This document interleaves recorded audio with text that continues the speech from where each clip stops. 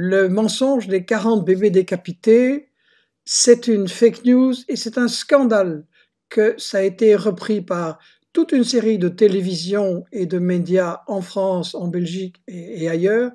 C'est un scandale parce que on pouvait dès le début se rendre compte que ça ne tenait pas debout avec une question très simple.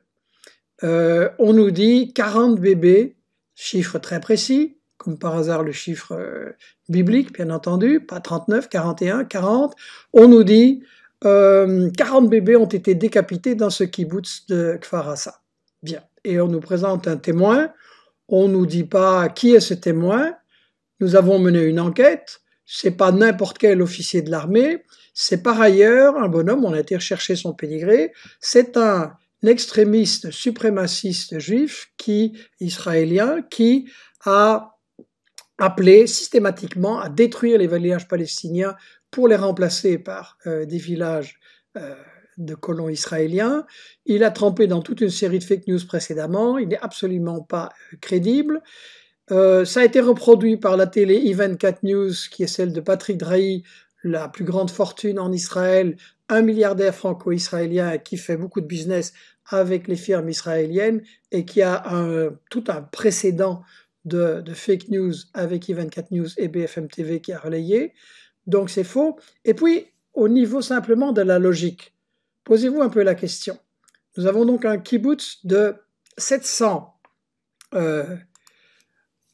personnes, 700 habitants de ce kibbutz, et là on nous dit qu'il y aurait, comme par hasard, 40 femmes qui, dans l'année, auraient accouché de 40 bébés. C'est impossible.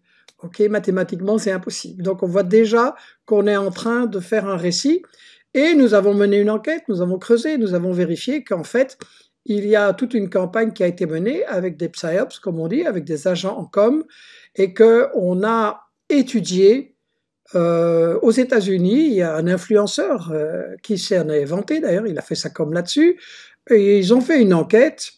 Quels étaient le type de récit qui allait le plus émouvoir et bouleverser l'opinion publique? Et il en est ressorti, il faut parler des enfants, il faut parler des viols, et ça marche. Et donc il l'a fait tout simplement, il l'a organisé, et l'histoire des bébés décapités est complètement fausse. Malheureusement, elle a fait son effet. Elle a été, si vous demandez chez les gens, les spécialistes, les connaisseurs, oui, savent que c'est bidon. D'ailleurs, en Israël même, on a totalement abandonné cette histoire, mais les politiques et les médias continuent à nous le ressortir régulièrement.